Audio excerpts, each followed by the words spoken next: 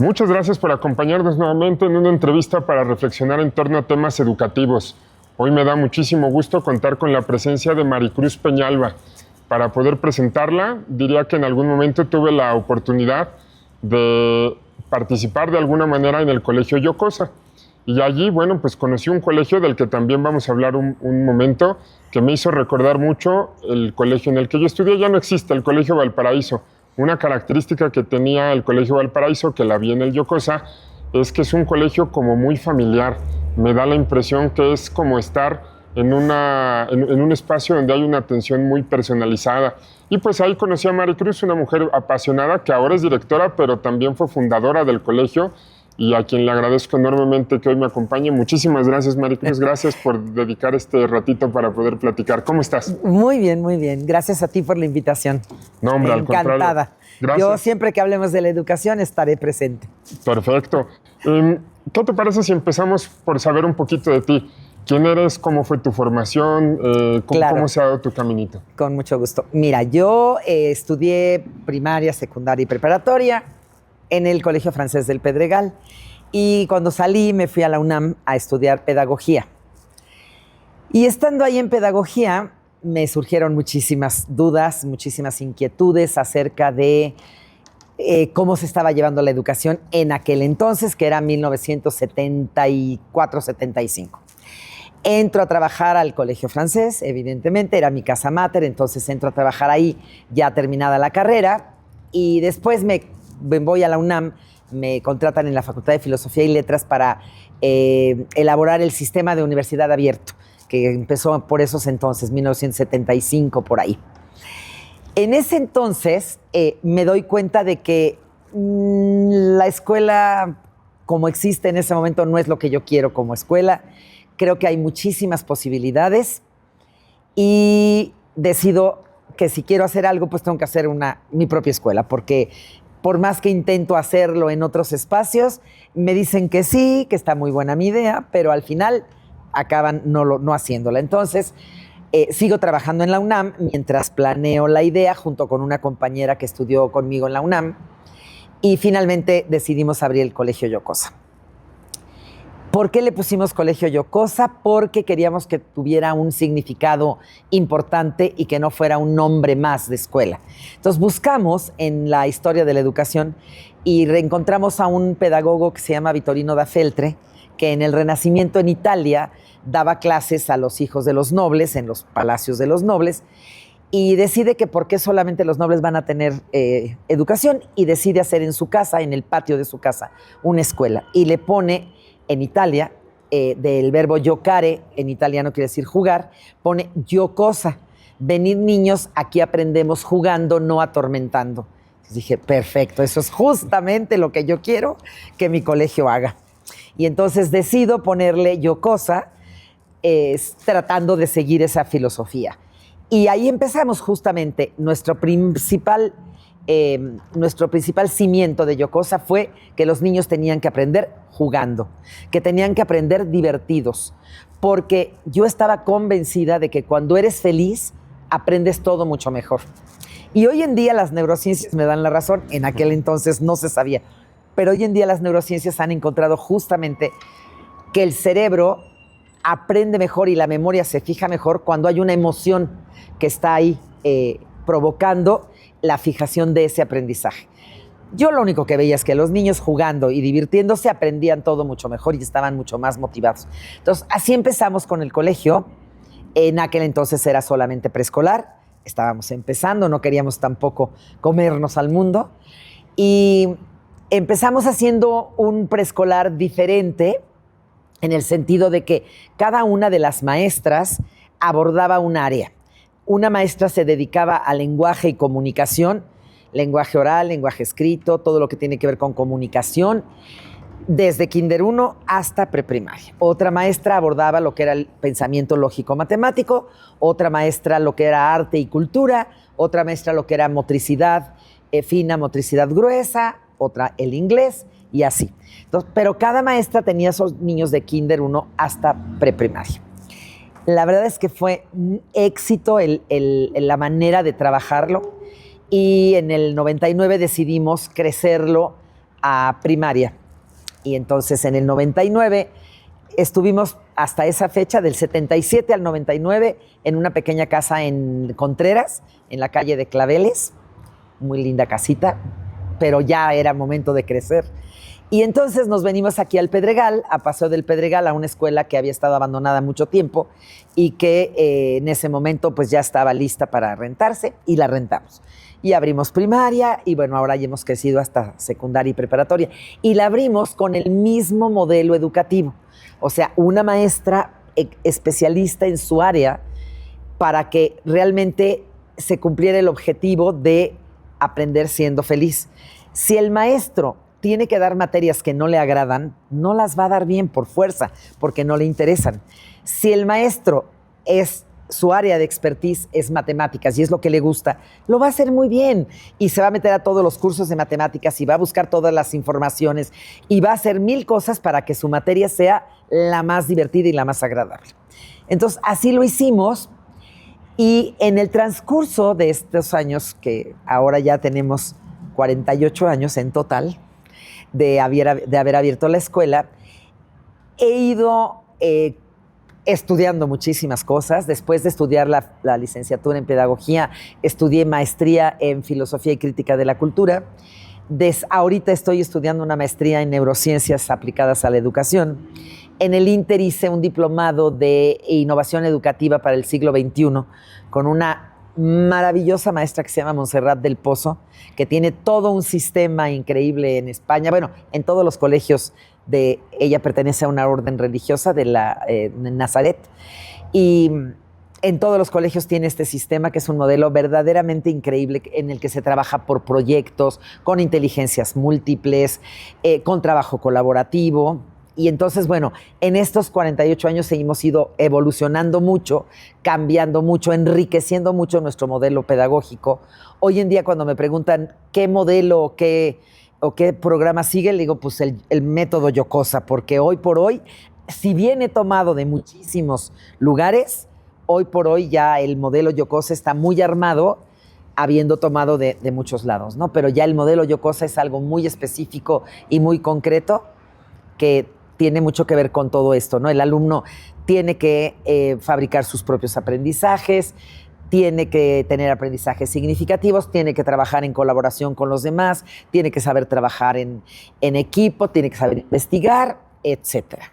Entonces, bueno, a grandes rasgos esa es como mi historia dentro de la educación y dentro del Colegio Yocosa. Mientras te escucho, se me ocurren varias preguntas. Voy a ir regresando un poco a esto, pero antes me gustaría saber ¿qué es lo que te apasiona de la educación? ¿Por qué es esa vocación? ¿Dónde encuentras la motivación? Pues sí, soy realmente apasionada, porque estás ayudando a un ser humano a que saque todo el cúmulo de posibilidades con el que nació. Yo estoy convencida que los seres humanos nacen con un enorme potencial, pero que hay que ayudarlos a sacar ese potencial. Y eso es para mí lo que debe hacer un maestro. El maestro para mí no debe enseñar, no debe adoctrinar, no debe dar cátedra, como si solo él tuviera la sabiduría. Lo que él tiene que hacer es ir llevando a estas personitas que están en sus manos para que saquen todo eso maravilloso que tienen dentro, todas esas habilidades, todas esas áreas de oportunidad que tienen dentro de sí mismos, que ya nacieron con ellas.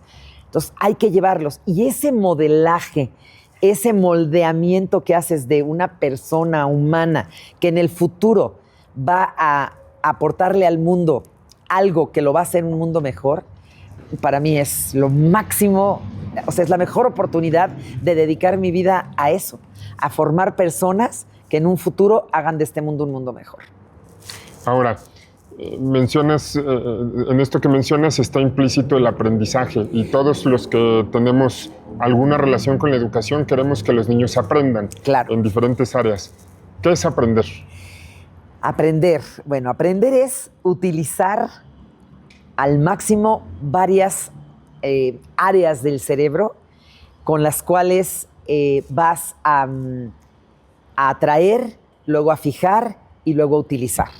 Entonces, lo primero que sucede con el aprendizaje es El niño, vamos a hablar de un niño pequeño, lo mismo sucede con los adultos, pero vamos a empezar con un niño pequeño. Lo primero que sucede es que algo del ambiente llama su atención. Eso que llama su atención, el niño se dirige hacia ello y trata de apropiárselo. Empieza a investigarlo, empieza a ver qué tiene. Si ya está en una escuela, el maestro se encargará de explicarle qué es lo que pasa ahí, qué es lo que sucede, por qué es como es, etcétera. Entonces el niño va a ir aprendiendo todo eso. Y luego, lo primero que tiene que haber es motivación, definitivamente una motivación importante. Para que haya motivación tiene que haber un vínculo entre el maestro o el que está dirigiendo al niño y el niño. Tiene que haber un vínculo afectivo, porque si no hay emoción, no hay aprendizaje. Entonces, habiendo ese vínculo y habiendo esa emoción y habiendo la motivación del niño a acercarse hacia el aprendizaje, se da. Pero ese aprendizaje entra al área de la memoria, y si no ha sido un aprendizaje realmente significativo, importante para el niño, no se va a fijar, va a permanecer ahí unos cuantos minutos, unas cuantas horas y va a acabar desapareciendo. Entonces, por eso es muy importante que el motivo del aprendizaje sea agradable y atractivo al alumno, que el alumno esté realmente motivado por aprenderlo, por tomarlo y hacerlo suyo. Si eso sucede, entonces la memoria lo fijará por un tiempo. Después de eso viene la práctica. Si el alumno practica todo lo aprendido solucionando problemas en la vida real, es donde el aprendizaje se convertirá realmente en una herramienta para el resto de su vida. Pero tiene que usarla para solucionar problemas de la vida real, no en un cuaderno, no en un pizarrón. El cuaderno y el pizarrón son la etapa previa, que es cuando el alumno está apenas adquiriendo el conocimiento y lo está fijando en la memoria. Pero el punto final es justo aplicarlo resolviendo problemas en la vida cotidiana. Y ya. Hace un momento hablabas del juego, y con esto que dices, podemos deducir la importancia del juego para el aprendizaje. Exacto. ¿De qué manera el juego realmente tiene ese impacto en la persona? Es decir, ¿hacia dónde lleva el juego a un niño? Mira, el juego, primero que nada, es placentero, por definición. El juego es placentero y por ende va a provocar en el niño esa chispa de motivación que necesita para aprender. Segundo, el juego normalmente es repetitivo, sigue un patrón, tiene una estructura. Esa repetición, ese patrón, esa estructura es lo que el maestro va a aprovechar para que el alumno aprenda lo que él quiere que aprenda a través del juego. Hay muchas maneras de jugar. Hoy en día hay toda una técnica que es incluso un diplomado de gamificación, en la cual aprendes, ¿no?, a hacer juegos, que pueden ser juegos de todo tipo, para justo enseñar temas. Pero de manera sencilla y simple en un aula, el juego hace que el niño colabore con sus compañeros, siga un patrón y una estructura y se divierta. El juego siempre te lleva a un punto de placer, de diversión, de alegría, y más si el juego lleva movimiento. En los primeros años de la vida, más o menos hasta los 10 años, el movimiento es el que va a ayudar a desarrollar neuronas y a provocar más aprendizajes. Si el juego tiene movimiento, lo va a lograr sí o sí. ¿Por qué es tan importante la repetición o la rutina para un niño? Se me ocurre ahora, el niño que siempre pide que le cuentes el mismo cuento. Exacto. Y ya lo escuchó varias veces, pero quiere seguirlo escuchando. Sí. ¿Por qué es tan importante? Porque la repetición es la que hace justo que se fije el aprendizaje en tu cerebro. Si no lo repites muchas veces, es muy factible que tu memoria lo deseche, porque no lo está utilizando. Pero el niño, a fuerza de repetir y repetir y repetir, va logrando además descubrimientos nuevos. Cada vez que repite lo mismo, el niño descubre algo nuevo en esa repetición. Y a la siguiente repetición va a descubrir otro factor, y a la siguiente otro factor. Entonces, todas las repeticiones le van dando más y más aprendizaje y más y mayores logros satisfactorios para el niño. ¿Aprendemos todos igual? No. No, pero el juego sí se adapta a todos los seres humanos, no importa cómo aprendamos. Pero no, definitivamente, después del descubrimiento de las inteligencias múltiples, hoy sabemos que que los seres humanos podemos tener una mayor facilidad de aprendizaje visual, auditivo, kinestésico, científico, musical, etcétera, ¿no? O sea, hay 7 inteligencias y esas obviamente te van ayudando a mayor aprendizaje. Ahora, lo que el maestro y la escuela debería de hacer es, si utiliza todas las inteligencias múltiples dentro de sus juegos o dentro de sus actividades o dentro de sus proyectos, ayudará al estilo de aprendizaje de la mayor parte de los alumnos, que es la idea justamente al diseñar un proyecto. En un proyecto tú debes diseñar varias actividades para lograr el objetivo final. Y la idea es que esas actividades sean una visual, una auditiva, una kinestésica, una científica, una musical. Y con eso vas a lograr que la mayor parte de los alumnos logren un aprendizaje más efectivo. Normalmente no tenemos un solo estilo de aprendizaje, tenemos varios mezclados, ¿no? Por ejemplo, yo soy muy kinestésica y auditiva, más que visual. Y lo musical también me ayuda mucho. Pero el objetivo es lograr que los alumnos desarrollen el mayor número de inteligencias. Pero no todos aprendemos igual. A ver, ahora para darle pistas a una familia, a un profesor, a una maestra, ¿cuáles son los factores que debe mucho cuidar porque no favorecen el aprendizaje? ¿Qué situaciones son con las que hay que tener cuidado para evitar que sea una barrera para el aprendizaje?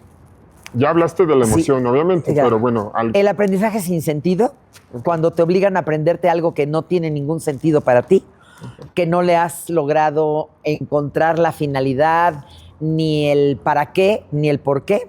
El aprendizaje sin sentido no tiene ningún caso. Sí lo logras, porque la memoria del ser humano es maravillosa. Entonces, claro que memorizando logras esos aprendizajes, pero ¿por cuánto tiempo los logras y para qué los logras? Voy a poner un ejemplo. Yo me aprendí perfectamente bien la raíz cuadrada en su momento. Perfectamente. Era muy buena haciendo raíces cuadradas. Nunca entendí para qué, ni por qué, ni de qué me iba a servir. De hecho, durante mucho tiempo no las utilicé para nada, pero me la aprendí porque mi memoria funcionaba bien. Lo mismo me pasó con las leyes de la física. Pues para pasar la preparatoria tuve que aprender física, tuve que aprender química, y claro que mi memoria funcionaba y me la aprendía muy bien para el examen. Pasó un tiempo en el que yo no necesité ninguna de esas aprendizajes para resolver ningún problema de mi vida cotidiana y mi memoria los fue sacando. ¿Por qué? Porque no le servían para nada. El cerebro no va a acumular nada que no tenga ningún sentido. Todo tiene que tener un sentido y un para qué y un por qué. Cuando abrí la escuela, cuando abrí la primaria, tomamos un curso de Bancubi. Y en Bancubi, con cubitos, la maestra al darnos el curso, nos explicó lo que era la raíz cuadrada. Y por primera vez en mi vida entendí qué era la raíz cuadrada, para qué servía. Pero me la explicó con los cubitos formando el cuadrado de 3 por 3 de lado. Eran 9 cubitos, la raíz cuadrada de 9 era 3 porque era el lado del cuadrado formado por 9 cubitos de la misma medida.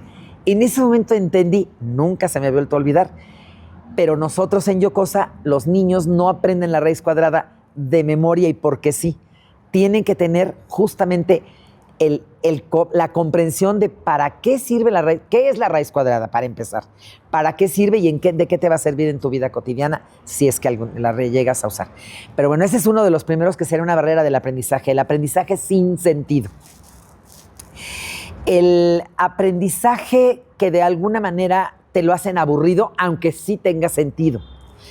Ejemplo, la historia. La historia es una materia maravillosa que se puede narrar como telenovela, como película, o sea, la puedes narrar justo como una novela de la humanidad. Pero si no te la dan con ese sentido y con esa diversión que implica el que te la estén contando como una historia, que se quede en suspenso y se los cuento la próxima clase. La próxima clase continuamos. Se vuelve una materia muy abstracta, muy tediosa, incomprensible y muy aburrida. Entonces, el aburrimiento también es algo que es una barrera para el aprendizaje. Y luego, bueno, barreras más específicas de un alumno en concreto, ¿no? A lo mejor un alumno que es muy auditivo y le pides que se aprenda algún apunte que está viendo visualmente, pues no lo va a lograr porque visualmente él no es un niño visual. O si él es visual y no es auditivo y el maestro solo habla y habla y habla, pues él llega a un momento en que se evade, se va y no está escuchando. Entonces ahí habría barreras más específicas de niños más concretos. Pero yo las dos barreras que veo más importantes son el aprendizaje sin sentido y aburrido. Aprovechando que estás en las neurociencias y estás en este tema, se habla de las ventanas del aprendizaje y se habla de momentos específicos para aprender ciertas cosas. Sí. ¿Me puedes ayudar un poquito con eso? ¿Por qué se habla de eso?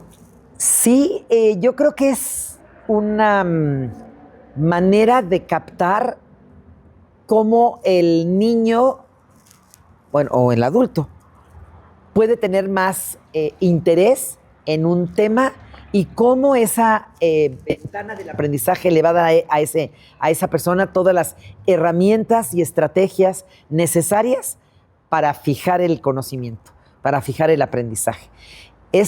Tiene que ver mucho con observación, con el conocimiento de tus alumnos, con el conocimiento de tu área de trabajo, para ver cómo se la vas a explicar al niño o al adulto de la mejor manera posible para que con sus habilidades la entienda de una manera más efectiva. Ahora, con todo lo que has hablado, hoy también desde la neurociencia y desde muchas otras áreas, la pedagogía, se habla de trastornos del aprendizaje y entonces se habla de dificultades muy particulares para aprender. ¿Qué es eso? Para un poco entender, si nos puedes dar algunos ejemplos, ¿cómo es? Sí, mira, hay varias funciones que son indispensables para el aprendizaje. Una de ellas es la atención, otra de ellas es la memoria de trabajo, la memoria reciente. Y si un niño tiene, otra por supuesto es el lenguaje, y si un niño tiene una alteración en cualquiera de estas funciones, el aprendizaje le va a costar más trabajo, o sea, va a tener un trastorno específico de aprendizaje. Ese trastorno específico puede ser en el lenguaje, puede ser en la atención, puede ser en la memoria de trabajo, puede ser dentro del lenguaje hay muchas áreas, porque un área del lenguaje muy importante es la falta de comprensión del lenguaje hablado, la falta de comprensión del vocabulario. El niño no es sordo, te escucha, sí ejecuta ciertas cosas que tú le dices, sí te sigue algunas instrucciones sencillas, pero ya un aprendizaje más complejo en el que tú estás usando un vocabulario más abstracto, más complicado, el niño ya no te está entendiendo nada de lo que le estás diciendo, ni de las instrucciones ni de lo que le estás explicando. Entonces el lenguaje es un área muy importante que si tiene alteraciones tenemos ahí problemas, ¿no? Tenemos problemas en la memoria de trabajo. Hay niños que aprenden ahorita, que te entienden ahorita muy bien lo que le estás explicando y mañana ya no recuerdan ni qué les dijiste ni cómo se los explicaste y hay que volvérselos a explicar. Ese es un problema muy concreto en la memoria de trabajo, ¿no? O sea, no es que se les olvide, es que hay que recordárselos porque de alguna manera no está funcionando muy bien su memoria de trabajo. En la atención, no es que no pongan atención, es que su atención es selectiva. Ponen atención cuando algo les llama, cuando algo les interesa, cuando realmente están motivados hacia ello. Pero también hay otras cosas que los motivan en el ambiente y su atención se dispersa por ahí.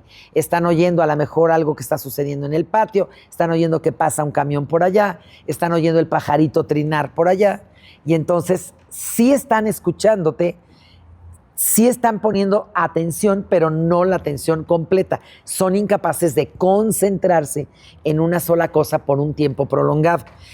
Es decir, tienen periodos cortos de atención. No es que no tengan atención, sino que sus periodos de atención son cortos. Hay otros trastornos más específicos, ¿no? Estos son, digamos, los trastornos normales que puede tener cualquier niño en cualquier momento. Ya digo, si vamos a hablar de, por ejemplo, el espectro autista, que ya es, el espectro autista tiene una serie de trastornos unidos, ¿no? Tiene problemas en la atención, tiene problemas en el lenguaje, pero si tú vas trabajando cada trastorno por separado, bueno, uno que tiene, por ejemplo, los niños autistas es la teoría de la mente, pero que hay muchos seres humanos que tampoco la tienen, que es la capacidad de ubicar que el otro tiene una perspectiva distinta a la tuya. Entonces, eso te da empatía con el otro y te da la capacidad de entender lo que el otro está diciendo y de entenderte a ti mismo, pero saber que tenemos opiniones distintas y que no por eso estamos equivocados el uno o el otro. Pero para todas esas trastornos existen técnicas muy específicas de trabajo, con lo cual hoy en día estos niños salen muy bien adelante. O sea, realmente van superando muy bien sus barreras. Voy a meter un poco mi cuchara porque creo que un diagnóstico tiene que ayudarte a darte herramientas para saber cómo aprender. No tiene que ser limitante, ¿no? Un diagnóstico tiene que ser un apoyo. Sin embargo, hoy me he topado en la experiencia de docente con mucha irresponsabilidad a veces para diagnosticar o para poner etiquetas. ¿Cuál es tu experiencia en eso? También. Hay muchísimos niños sobrediagnosticados que te llegan con un diagnóstico y trabajando con ellos, digo, 3, 4 semanas, porque nosotros tenemos experiencia en eso. Yo llevo 48 años trabajando en esto. Te das cuenta que no tiene nada que ver con el diagnóstico que les dieron a los papás, ¿no? Entonces, yo muchísimo lo que digo es esto. El diagnóstico es muy útil. El diagnóstico te sirve justamente para saber dónde específicamente está el trastorno y qué y cómo tienes que trabajar con ese niño. Pero si el diagnóstico es incorrecto o está mal dado o está sobrediagnosticado y le han dado uno que no es, lo que yo les digo es, miren, nosotros vamos a trabajar con los síntomas, no con la etiqueta del título. No me interesa el nombre del diagnóstico, sino los síntomas, que son lo que yo estoy viendo. Si yo estoy viendo que el niño tiene problemas en la memoria de trabajo, que tiene problemas en la atención, que tiene problemas en la comprensión del lenguaje, vamos a trabajar con estas áreas. Si yo estoy viendo que el niño no tiene teoría de la mente y que es incapaz de ver la perspectiva del otro, hombre, pues entonces vamos a darle terapia de teoría de la mente. Es más importante como educador trabajar con los síntomas, con las actitudes, con las características que tiene el niño, que buscar el título o la etiqueta, ¿no? Porque a mí lo que me llega muchas veces mal es la etiqueta, no las características. Las características están bien descritas, pero no corresponden con la etiqueta que alguien le puso. Entonces, pues yo tomo las características y con esas es con las que trabajamos. Creo que eso es muy útil para quien puede escuchar. Y a ver, entonces vamos a pensar que una mamá o un papá está viendo algunos síntomas que le están llamando la atención. ¿Qué hace? ¿Cómo maneja esto? ¿Con quién se acerca? Pensemos en el papá que no tiene ni idea de pedagogía, de psicología, de nada. Ok, pues mira, yo diría que lo primero que tiene que hacer es ir a buscar a su pediatra, porque el pediatra sabe qué parámetros debe tener de desarrollo un niño en la edad en que ese niño tiene. Yo primero creo que le diría a la mamá, ve a buscar a un pediatra. El pediatra tiene que ver algo y a lo mejor te va a mandar con un neuropediatra, a lo mejor no. Ya el neuropediatra es el que tendría todos los elementos para o bien hacer un diagnóstico o bien mandarlo a uno de los muchos consultorios que existen hoy en día, que son neuropsicopedagógicos. O sea, el consultorio está formado por... no el neurólogo no está ahí de tiempo completo, pero este consultorio se relaciona con ese neurólogo. Y hay psicólogas especialistas en muchas áreas, ya hay pedagogas, ya hay maestras de educación especial. O sea, es como un equipo interdisciplinario importante, porque para hacer un buen diagnóstico se necesita un equipo interdisciplinario que lo vea desde todos los puntos de vista para poder realmente saber cómo trabajar con estos niños. Perdón, vuelvo a meter mi cuchara. Adelante. No se diagnostica en 20 minutos en No, una cita, nunca. ¿No? No, mira, un día, en mi experiencia, los consultorios con los cuales yo suelo trabajar, que son muchos, se tardan mínimo 5 semanas, con 2 citas en la semana. O sea, mínimo 10 sesiones de trabajo con el niño para poder realmente hacer un diagnóstico. Y esas sesiones normalmente son de 2 horas. O sea, estamos hablando de 20 horas de trabajo mínimo para realmente hacer un buen diagnóstico. No. En media hora es imposible diagnosticar a un niño.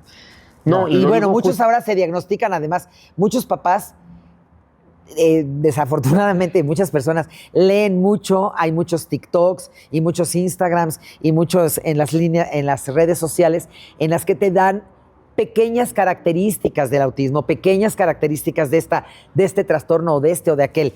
Y entonces se las van tomando y entonces ven a su hijo y dicen, no, pues no me voltea a ver cuando le hablo, no, pues seguro es autista. No, o sea, ni autodiagnosticar nosotros como padres a los niños, ni tampoco permitir que alguien lo diagnostique a la ligera. Tiene que ser un consultorio que esté bien consolidado. Y ahora también me atrevo a agregar, apostarle a la experiencia del colegio y de las maestras. También. Y de quienes están si el niño ya llegó al colegio, porque me refería yo a un niño pequeño, ¿no? Que no ha entrado todavía. Sí. Cuando el niño ya entró al colegio, al menos en la mayoría de las escuelas que yo conozco, los maestros están muy bien capacitados para darse cuenta, sobre todo en preescolar, si el niño corresponde a los parámetros normales de un niño de esa edad o no corresponde. La maestra inmediatamente se da cuenta si tiene problemas en el lenguaje, problemas en la actitud, problemas en la conducta, problemas en el exceso de movimiento, etcétera, etcétera. Entonces, normalmente la escuela es la primera en detectarlo y llamar a los padres y decirles, oye, tu niño tiene esto y esto y esto y esto y esto. Sería buena idea hacerle una buena evaluación psicopedagógica y ya teniendo todos los resultados, pues entonces podemos ver qué hacemos, ¿no? Corrígeme si estoy mal, pero creo que el Yocosa se han enfocado también mucho en estas políticas de inclusión y de trabajo en diferentes áreas. ¿Me platicarías un poco cuál ha sido la experiencia? Sí, mira, nosotros somos una escuela, lo dijiste muy bien, una escuela incluyente, o sea, una escuela inclusiva. ¿Qué quiere decir eso? Que somos una escuela regular, de alto rendimiento académico, cuyos programas y planes de estudio están diseñados para la norma, o sea, para los niños que tienen un coeficiente intelectual bueno, pero que creemos en la inclusión. Y te voy a decir por qué creemos en la inclusión, porque justamente para que los niños que tienen algún problema o alguna necesidad educativa especial puedan ir avanzando, necesitan modelos y ejemplos a los cuales seguir, ¿no? O sea, hazte de cuenta que yo lo comparo mucho con una carrera de correr. Cuando tú ya estás muy cansado en una carrera, digamos, en una carrera de 10 kilómetros, cuando estás muy cansado, normalmente los entrenadores te dicen, fíjate en un corredor a tu alrededor, que vaya corriendo como si se acabara de levantar y va corriendo perfecto sin que le cueste ningún esfuerzo. Velo, pon tu ojo encima de él y síguelo. Ya sin pensar ni nada, cuando menos cuenta te des, ya llegaste a la meta. Les digo a mis maestras, es exactamente lo mismo. Los niños con alguna necesidad educativa especial van a ver en todo el resto de los niños que están en el colegio a sus conejos, digamos, a los cuales van a seguir.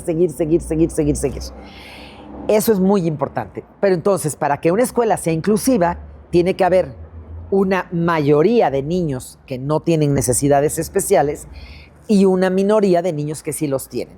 Nosotros admitimos 2 por cada grupo, nada más.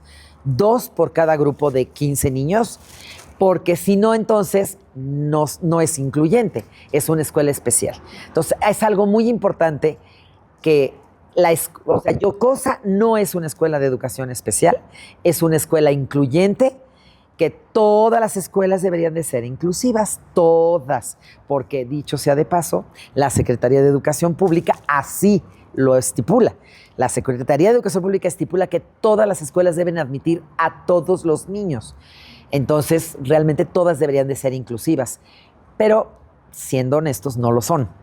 Pero yo te puedo decir que la experiencia de Yocosa siendo una escuela inclusiva ha sido maravillosa para todos, para los pequeños que tienen alguna necesidad educativa especial, pero para el 80% restante, para todos los otros niños que no tienen necesidades, les ayuda a ver cómo es el mundo en realidad.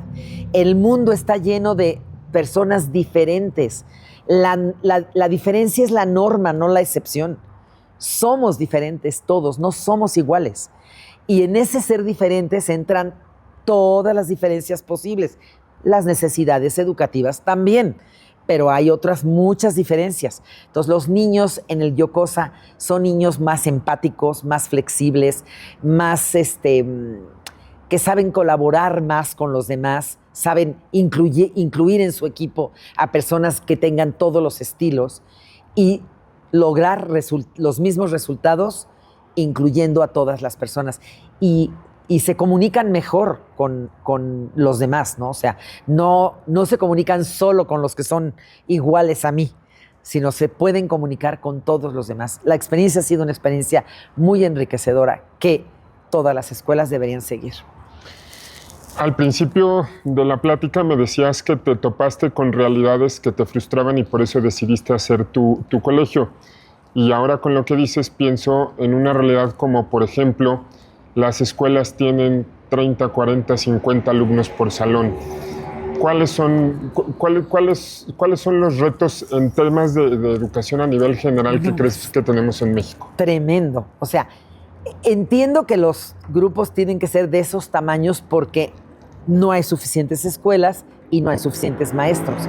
Sí lo entiendo y hay muchos alumnos. O sea, hay un exceso de alumnos, digamos, pero para lograr un aprendizaje realmente significativo, tienes que personalizar a tus alumnos, tienes que conocerlos a todos y cada uno, tienes que saber si este es visual, si este es auditivo, si este requiere de esto, si este requiere de aquello. Tienes que saber qué niño llegó hoy mal de su casa porque se peleó con la mamá, etc. Y creo que es prácticamente imposible lograr eso con un grupo de 50 o de 40, ¿no? O de 30. Para mí, los grupos ideales deberían de ser entre 20 y 25, no más. Ese sería para mí un grupo perfecto. Ahora, poniéndonos en la realidad de México, pues es un poco imposible, ¿verdad? Entonces yo creo que México tiene un gran reto en formar más profesores, tener más maestros para justamente poder darle más atención a mayor número de alumnos sin tener que retacar el grupo con 50 niños en el mismo salón, con un maestro, ¿no? Ahora, voy a aprovechar esto para ver si me puedes hablar un poco de evaluación, porque existe un tema muy importante, la evaluación. Y existen muchos mitos alrededor, ¿no? De los exámenes, de todo esto. Sí. ¿Qué es la evaluación y para qué sirve la evaluación? Mira, la evaluación, primeritito que nada, hay que definir. La evaluación es para saber qué porcentaje de los objetivos del programa ha logrado cada alumno. No si el alumno es aplicado, si no es aplicado, si es burro, si entendió, si estudió, no. ¿Qué porcentaje de los objetivos que esta materia tenía se lograron? Entonces, yo hago un examen para ver cuántos objetivos se logran. Si el alumno saca un 6, quiere decir que ese alumno, Pedrito, logró aprender el 60% de mis objetivos. ¿A quién le toca darle el 40 restante? A mí como maestra, no a Pedrito. O sea, no voy a castigar a Pedrito porque sacó 6. No. Ahí lo que me está diciendo es mi relación maestro-alumno. Yo como maestro me estoy evaluando también al evaluar al alumno. Nos estamos evaluando ambos, porque yo a través del alumno me doy cuenta qué objetivos logré y qué objetivos no logré. A partir de esa evaluación, ¿qué tengo que hacer? Rediseñar mi práctica para que a partir de ahora el 40% que me faltó con Pedrito y con Luis y con los demás, porque obviamente yo hago justamente una evaluación completa y veo cuántos realmente me fallaron a mí como maestra. Entonces yo rediseño mi práctica y de tal manera que al siguiente mes yo logre que todos esos niños que sacaron el 40% menos de objetivos logren el 100% de los objetivos, o el 90%, o sea, que vayan subiendo en el porcentaje de objetivos. Para mí eso es lo básico de la evaluación, que saber yo como maestro y ellos como alumnos cuántos objetivos logramos, qué porcentaje de objetivos. Ahora bien, existen muchas maneras de evaluar, no es nada más el examen. Durante el tiempo que la escuela dure, la escuela decidirá si es un mes, si son 2, si son 3. Hoy por hoy son 3, de acuerdo con CEP, pero pues cada escuela decide si cada mes quiere hacer su evaluación. ¿Cómo evalúas? Evalúas por observación de todas tus clases, de todos los días, una observación cotidiana del alumno. Evalúas con las actividades que el alumno realizó o no realizó. Si tú le pediste actividades que hiciera fuera de la escuela, si las trajo, si no las trajo, si las realizó, si no las realizó, etc. Evalúas con los trabajos que hace durante la clase. Evalúas su participación en todas y cada una de tus clases. Si realmente su trabajo colaborativo, cómo trabaja en equipo, cómo sabe trabajar con los demás, etc. Hay muchas maneras de evaluar, muchas. Les pones un proyecto y entonces evalúas el proyecto y evalúas la participación de todos y cada uno de los alumnos en ese proyecto, y al siguiente proyecto cambias los roles para que no siempre tengan los mismos roles, para que tu evaluación sea más efectiva. La evaluación debe ser multifactorial, no se puede hacer solo con un examen, nunca. Y para mí es mucho más importante, sí tienen que hacer exámenes para que aprendan a hacer exámenes, fíjate, no tanto porque sea la mejor herramienta, sino porque tienen que aprender a hacer exámenes, porque en la vida real los exámenes son muy importantes. Y hay un examen para entrar a la secundaria, y hay un examen para entrar a la preparatoria, y hay un examen para entrar a la universidad, y así, etcétera, tenemos miles de exámenes. Entonces, ¿los alumnos tienen que aprender a hacer exámenes? Sí. Pero el examen debe contar muy poquito porcentaje con respecto a toda la evaluación que yo hice del niño en todo el tiempo que yo decidí evaluarlo. Entonces, para mí, la evaluación diaria, constante y efectiva debe ser el 80% de su calificación final. Y el examen, un 20% y punto. Y la conducta, por ejemplo, no debe estar integrada ahí. La conducta por sí sola va a hacer que el alumno baje en su rendimiento y baje en su participación y baje en su trabajo diario, etcétera, etcétera, etcétera. Ya la conducta le va a afectar al niño. Pero hay escuelas que califican, que la conducta forma parte de la calificación final. La conducta no tiene nada que ver con los aprendizajes. Y en este llegar al logro de objetivos, ¿cómo involucramos a la conducta? Estoy pensando que hay muchos factores que son ajenos al maestro. Sí. Realidades del niño que tiene en casa, en el lugar en donde vive, etcétera. ¿Cómo nos involucramos con estos temas de conducta que ya sabemos, por lo que estás diciendo, que sí le están afectando en su rendimiento? Le afectan, porque no hay manera de que no le afecten. Cuando el niño está desatento, está brincoteando, está platicando o lo que sea, no está poniendo atención a lo que el grupo está trabajando, etcétera. Yo creo que, hoy en día es difícil, muy difícil, porque la escuela no tiene campo libre, porque los maestros, los padres de familia no permiten que casi les llames la atención a los niños. Y porque yo creo y estoy convencida de que una manera de lograr una mejor actitud, ¿no? Llamémosla actitud en el niño, es involucrándolo, demostrándole que confías en él, demostrándole que crees en él y que puede. Y entonces lo atraes hacia la cooperación en lugar de rechazarlo y dejarlo fuera de la cooperación. Entonces, si la escuela trabaja mucho de manera colaborativa y en equipos, pues a este niño lo atraes hacia la colaboración, pero demostrándole. Yo he llegado a decirle a un niño que insistentemente está tratando de demostrarte que es un demonio, yo sí he llegado a decirle, ¿sabes qué? No te creo y no me vas a convencer. No lo eres. Yo sé que eres un buen niño, y que si te lo propones puedes trabajar bien. No me vas a convencer. Y los niños se quedan así como, ¿de veras? Sí, de veras. Por más que trates de convencerme de que eres un demonio, no te lo creo. Y de verdad esos niños cambian muchísimo. Cambian mucho en el momento en que tú les haces ver.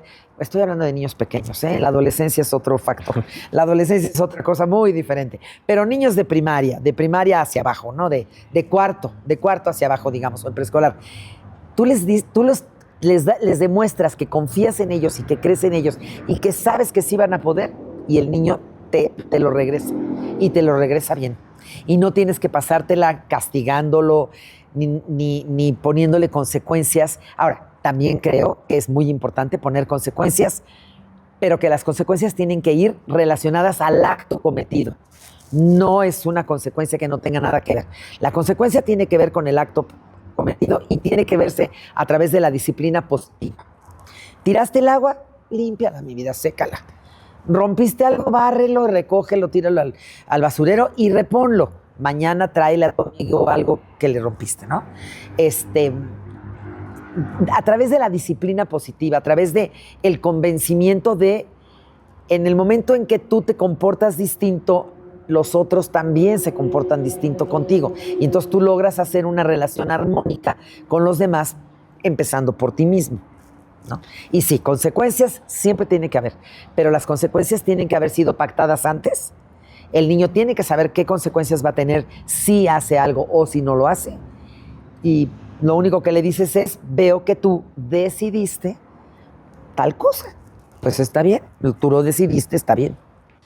Hablar de conducta es hablar de convivencia, de límites, de cuidado del otro. Y tú hace un momento decías que a los papás ahora quizás no les gusta mucho hablar de esto. No. ¿Por qué es tan importante hablar de límites en temas educativos? Porque la educación no se da sola. La educación se da en comunidad. Hay toda una comunidad que educa. Y para convivir, para vivir y participar de una comunidad, tienes que tener límites y tienes que respetar al otro. Porque mi libertad llega hasta donde llega la libertad del otro. O sea, si yo tengo libertad, de acuerdo, pero mi libertad llega hasta donde empieza la del otro. Entonces yo tengo límites, porque el otro tiene los propios. Entonces, la única manera de que yo pueda convivir con los demás es respetando a los demás y respetándome a mí. Obviamente pidiendo respeto para mí, pero dándole respeto al otro. Y la única manera de que el niño aprenda eso es poniéndole límites en casa. Como te digo, a través de disciplina positiva, de una manera armónica, de una manera consensuada. Pero no ponerle límites a un niño es condenarlo al ostracismo y a que la comunidad lo rechace y no quiera convivir con él. O sea, el niño, y los límites se aprenden en casa. En la escuela solamente ayudamos, cooperamos, corroboramos, pero la disciplina se pone desde el día 1 del bebé hasta los 8 años.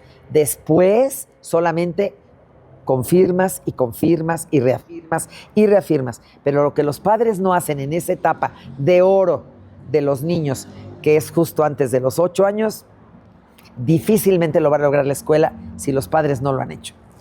A ver, ayúdame con algunas pistas, porque hablar de un niño recién nacido y ligar eso con el concepto de disciplina no es tan común. No. A ver, ¿cuáles son esos elementos que me van a ayudar en un niño chiquito, pensemos en sus primeros 3 años, en un bebé recién nacido, a que después no le cueste trabajo el tema de la convivencia? El apego materno-infantil, el apego, justo. Con ese bebé lo que hay que establecer es un apego materno-infantil, porque es lo obvio, el papá entra, por supuesto, pero el bebé tiene una relación mucho más estrecha con la madre. Ese apego saludable, un apego sano, un apego efectivo con su bebé es lo que va a lograr que ese niño, cuando tenga 2 años y ya tenga comprensión del lenguaje y de lo que la madre le está diciendo, haga eso que la madre le pide porque confía en ella, porque logró un apego significativo, saludable y de confianza con la madre. Hay muchos tipos de apego, pero bueno, eso es otro tema. Pero un apego saludable madre e hijo es muy, muy, muy importante. Esos primeros 2 años de vida del bebé y su relación con la madre van a ser el cimiento y la base para el futuro de ese niño después de los 2 años. Nada más para no soltarlo, ayúdame, dame 3, 4 características de un apego saludable. De un apego saludable y seguro. Bueno, un apego seguro y saludable es el que proporciona a la madre que no sobreprotege, que le cubre al niño sus necesidades básicas con amor, con tranquilidad, sin estrés. O sea, una madre relajada que atiende a su bebé relajada. Esa es una primera característica muy importante, ¿no? Que la madre esté relajada y que atienda al bebé tranquila, no corriendo deprisa porque ya se tiene que ir.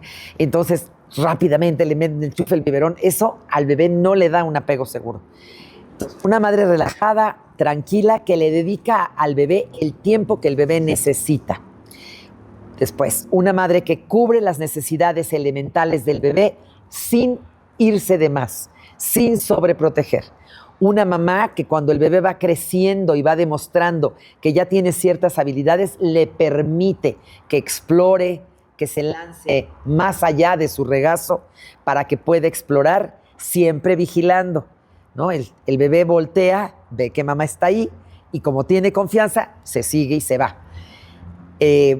Y una mamá que le permite, cuando ya el niño se va más allá del regazo a explorar y el niño empieza a hacer ciertas cosas, le permite que lo haga, ¿no? Entonces el niño va desarrollándose, el niño se va a servir agua y no, yo te la sirvo. No, déjalo, si lo tira no pasa nada.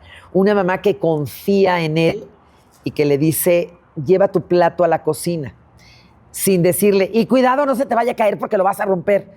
No, solamente lleva tu plato a la cocina, punto, ¿no? O sea, dándole confianza. Yo diría que esos son como 4 elementos muy importantes. La madre relajada, que confía en su hijo, que le satisface sus necesidades básicas, que lo ayuda, pero que no lo sobreprotege, que no le hace las cosas, que lo deja que manifieste por sí mismo lo que es capaz de hacer desde bien pequeñito. Mencionaste hace un momento que hay cosas que le tocan a la familia y esto que estás diciendo le corresponde a los años en donde ni siquiera hay escuela. Exacto. Pero una vez que un niño está en etapa escolar, ¿qué nos toca como escuelas y qué nos toca como familias? Es decir, ¿cuál es el complemento que tenemos? ¿Qué uno y qué otros? Yo diría que hoy en día está muy mezclado porque pues desafortunadamente los padres, incluyendo a la madre y padre, tienen que trabajar mucho. Entonces está muy mezclado, ¿no? Pero yo estoy convencida de que a la escuela le toca la instrucción y a la familia la educación. O sea, la familia educa, la escuela forma, instruye. La escuela da estrategias, da conocimientos, da herramientas. La familia educa, da valores, etcétera. Pero hoy en día pues sí está muy mezclado porque los niños pasan más tiempo en la escuela con nosotros que con sus papás porque los papás pues trabajan. Entonces hay que dar, la escuela también tiene que dedicar un tiempo, o parte de su tiempo a educar también.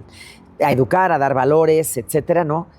Pero siempre respetando la parte de que la educación y la formación le toca a la familia y la instrucción y la formación académica a la escuela.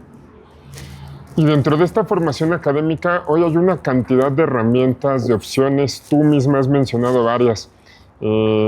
¿Cómo escoger entre tantas opciones? ¿Cómo saber, como escuela, qué es lo mejor para lograr esa verdadera instrucción?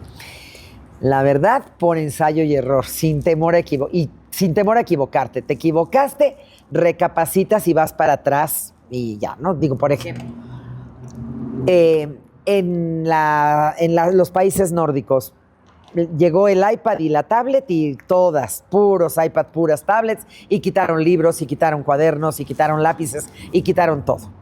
Hoy en día están echando para atrás, están echando marcha atrás y ya les dieron a los alumnos libros y ya les dieron a los alumnos cuadernos y ya les dieron un lápiz para que vuelvan a escribir.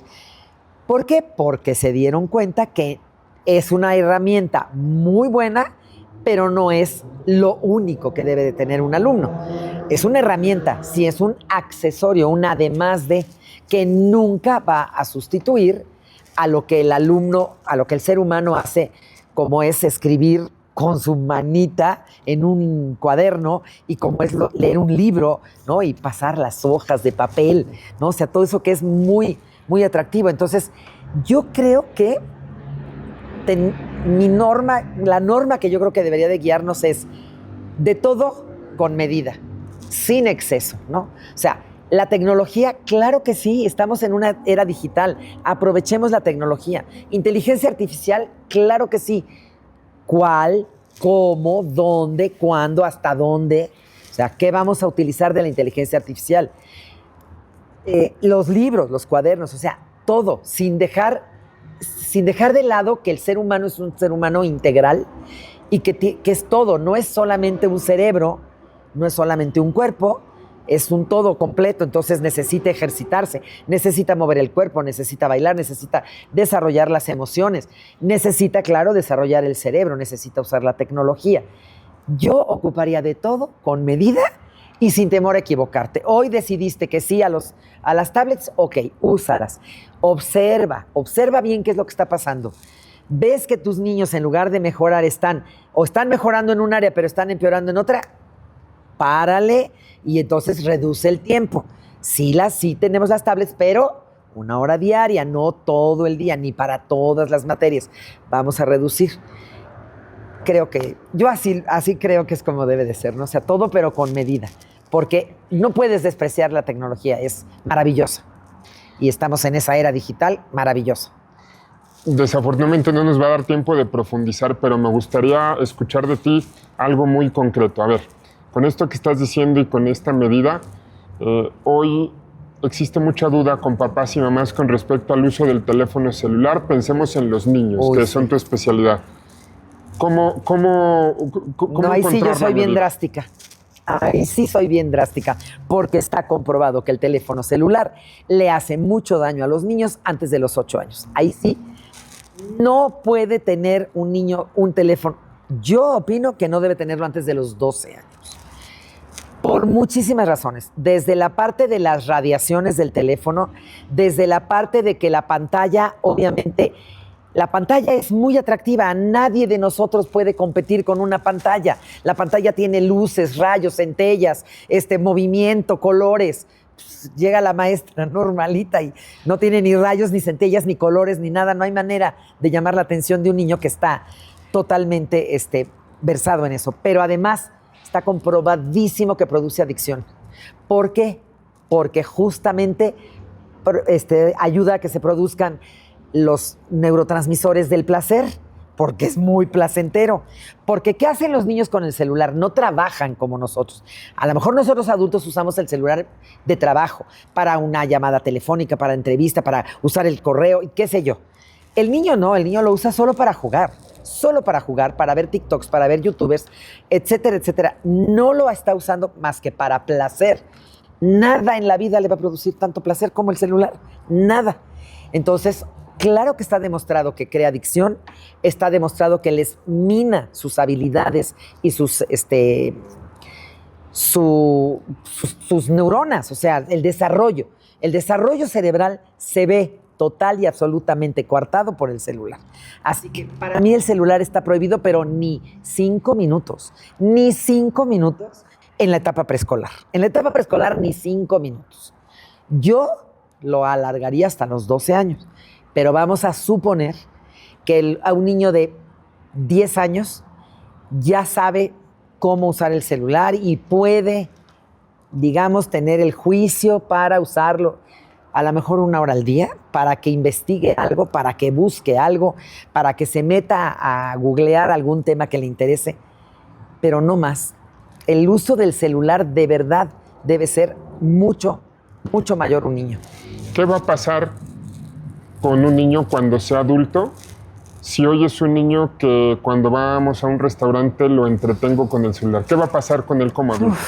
No sé, yo ojalá Yo pienso que él como adulto, cuando se dé cuenta del daño que ese aparatito le hizo en su infancia, va a rehacer las cosas y a lo mejor hasta deja el celular y no lo usa más que para comunicarse, para cosas muy importantes. Yo creo que él mismo va a darse cuenta de lo que pasa, porque de verdad sí está haciendo muchísimo daño, muchísimo daño. Y ya no hablemos del celular con las redes sociales. En el colegio tuvimos una plática de la policía cibernética. Para los niños, nosotros la dimos nada más para quintos y sextos, porque pues realmente consideramos que abajo de esa edad, no, pero bueno, después descubrimos que abajo de esa edad también había por ahí 2 que 3, pero no tantos. Pero de quinto y sexto se las dimos. Y resulta que el policía cibernético explicó todo lo que era delito en la policía cibernética, etcétera, y por qué. Y entonces les dijo, a ver, niños, voy a preguntarles, ¿quién de ustedes tiene Facebook? Levantaron la mano varios. Ok. ¿Quién de ustedes tiene? Creo que solo preguntó Facebook y otra más. No me acuerdo si era TikTok o una de esas. Muy bien. Todos ustedes que levantaron la mano ya están cometiendo un delito porque no podrían tener Facebook porque no son mayores de 18 años. Quiere decir que mintieron. Dieron un nombre falso, una fecha de nacimiento falsa para poder abrir el Facebook. Entonces todos ya están cometiendo un delito. Pero lo peor de todo es que les preguntó, ¿quién te abrió el Facebook? Mi mamá. Su mamá les abrió el Facebook a niños de 11 y 12 años. ¿A dónde vamos a ir a parar con eso? El Facebook no es una buena herramienta para niños de 11 o 12 años que todavía no tienen una conciencia moral desarrollada, porque la conciencia moral se desarrolla después, entre los 15 y los 25. Entonces, el niño de 11, 12 años no tiene todavía la conciencia moral desarrollada. No sabe qué sí, qué no, hasta dónde sí, hasta dónde no. Y pues ya todos sabemos todas las historias de los celulares con el Facebook y las redes sociales. Bueno, de la A a la Z, todas las cosas que suceden. Entonces, ¿cómo evitarías eso? Pues no dándoles el celular, porque yo escucho, y a mí me da mucha risa, de verdad, escucho muchas mamás jóvenes que se quejan de todo esto que estoy hablando yo, pero entonces le digo, oye, ¿y quién le dio el celular a tu hijo? Ah, pues yo. Pues tú quítaselo. ¿Qué te parece que tú se lo diste, tú se lo quitas? O si no se lo han dado, no se lo den, por favor. No, el celular. El iPad es otra cosa porque les puede servir a los niños. Hay muchos programas educativos, muchos muy buenos, educativos y didácticos en el iPad. Y ahí como tú como papá sí lo controlas. O sea, le das el iPad, media hora, hacemos este jueguito de matemáticas y lo guardo. Es diferente. El celular sí. No, ahí sí soy muy drástica. Se me quedan varias preguntas o varios temas y te voy a dar lata para buscar algún otro espacio que ¿cómo podamos no? Con mucho gusto. seguir platicando esto que será está un placer. Muy interesante. Pero ¿qué te parece si cerramos con un mensaje tuyo? Cuando un papá o una mamá escuchan todo esto, muy probablemente haya preocupación, miedo, inquietud, lo estaré haciendo bien, híjole, se me hace que ya me equivoqué, etcétera. ¿Qué le dirías a esas personas que hoy pueden entrar con esta angustia? Pues mira, primero que nada, que se relajen. No hay nada peor que un papá o una mamá estresados por pensar si están haciendo bien o mal con sus hijos. Yo creo que un papá y una mamá normales, comunes y corrientes, porque hay excepciones, pero siempre tratan de hacer lo mejor para sus hijos. Entonces, bajo esa base de que los amas profundamente, que son tu tesoro más grande y que obviamente vas a hacer lo mejor para ellos, trata de usar el sentido común y obsérvalos mucho. Tu presencia es muy importante, tu presencia de calidad, porque ahí voy a meterme con el celular de las mamás y los papás. Cuando estás con tus hijos, el celular se guarda con llave, por favor. No es justo que el niño tenga que compartir tu atención con el celular. Y normalmente, y los niños lo dicen en la escuela, yo he tenido niños que te dicen, quiero cambiar de mamá, quiero una mamá que no tenga celular, porque no me hace caso.